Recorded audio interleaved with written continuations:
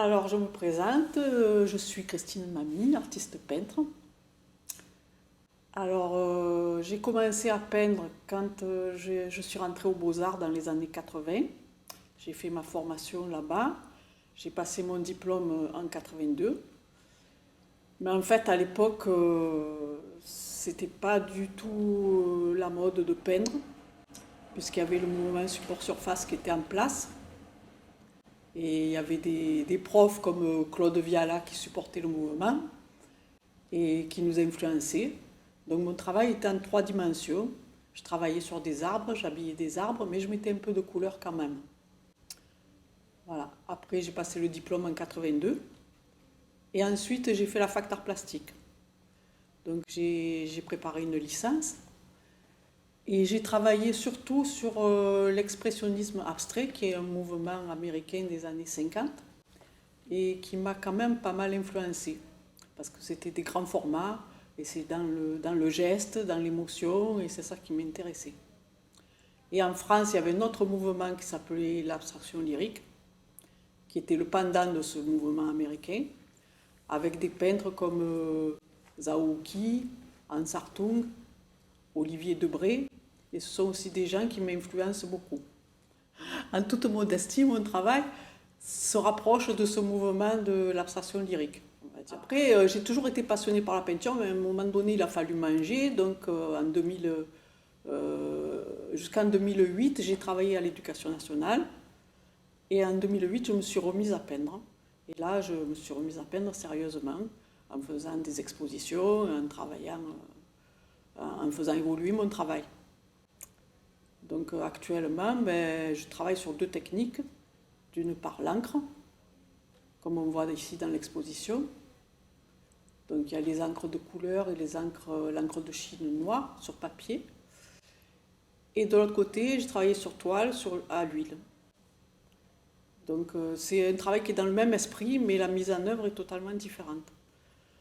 Pour ce qui est de l'encre, je travaille surtout dans l'instant, dans la spontanéité, puisque l'important c'est de faire jouer le hasard, de laisser venir les formes avec l'eau, l'encre, le papier qui absorbe ou qui rejette l'encre.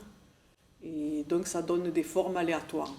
J'ai pas d'idée préconçue de ce que je vais faire, en fait. Donc j'en fais beaucoup. Je fais beaucoup de papier japon, ce que j'appelle papier japon, qui est un papier de calligraphie dont je me sers. Et j'en fais beaucoup et je les étale partout dans mon atelier. Ça, c'est le travail spontané. Ensuite, il vient le travail de la réflexion. Ensuite, je peux passer du temps à rien faire dans mon atelier pendant 1 heure, juste à regarder les papiers qui sont par terre et à essayer de trouver quelque chose qui m'intéresse. Donc pour ça, j'utilise un cadre, une espèce de Marie-Louise, et je cadre dans mes papiers des morceaux qui me plaisent, qui m'intéressent.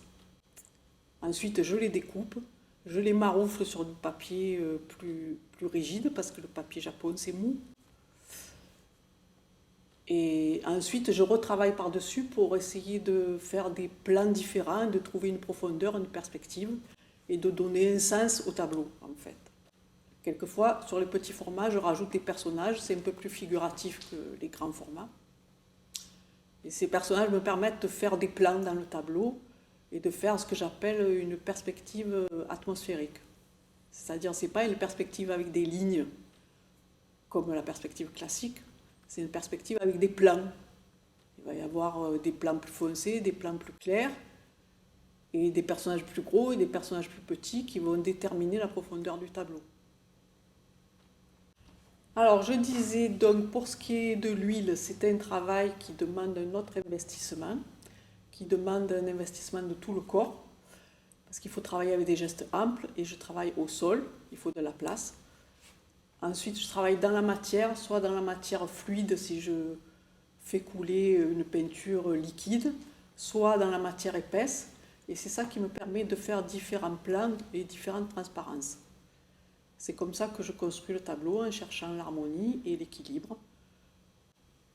Voilà, j'utilise des outils différents, pas forcément le pinceau.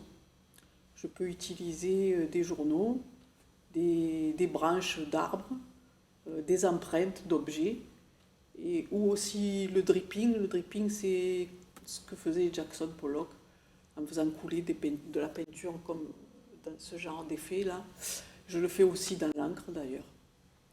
Alors je ne mets pas de titre parce que je ne veux pas influencer le spectateur, parce que je pense que ce que je fais, ça incite à être actif dans l'imaginaire et à projeter sa propre histoire, à projeter ses émotions sur ce qu'on regarde. Alors je voulais parler de ce triptyque bleu. En fait, ce qui m'a inspiré, c'est que j'ai regardé un livre de peinture chinoise et il y avait une magnifique peinture bleue lapis-lazuli et ça m'a donné vraiment envie de travailler dans le bleu. Donc, comme d'habitude, j'ai fait plein de papier japon avec du bleu. Et ensuite, j'ai pris ce moment où j'ai regardé mes papiers et j'ai cherché ce qui pouvait être intéressant. Je ne pensais pas au départ faire un triptyque. Ce n'était pas dans mon intention. Mais en fait, quand je regarde comme ça mes papiers, ce qui ressort, ce qui me vient à l'esprit, c'est ce que j'ai contemplé lors de mes promenades ou de mes voyages, les éléments de la nature, les rochers, l'eau, la lumière, les feuillages. Ça revient à ce moment-là et je retrouve ça dans les formes qui sont suggérées que j'ai travaillées. Et donc j'ai trouvé 3 ou 4 morceaux de peinture bleue que je trouvais intéressantes, que j'ai cadrés et que j'ai redécoupés et ensuite marouflé sur du papier rigide parce que le papier japon c'est mou, il faut le coller sur un papier rigide et voilà. En fait, après j'ai eu l'idée de mettre un peu de doré pour faire un premier plan. Et comme je l'ai fait sur 3 morceaux de peinture et que les 3 étaient bleus, ben, je me suis dit ben, la logique c'est de faire un triptyque en fait. Ensuite, j'ai rajouté les personnages pour, que, pour créer l'espace, pour créer la profondeur. Voilà. Je fais quelques expositions par an et bon, ça me passionne, mais bon, heureusement que je ne cherche pas à en vivre parce que déjà que je ne suis pas grosse, je ne mangerai pas ma faim. Voilà. Mais je fais ça pour la satisfaction d'arriver à faire de temps en temps quelque chose qui me plaît. Mais la plupart du temps, je doute en fait de ce que je fais, ce qui est normal, je crois. Voilà, je fais ça pour le plaisir.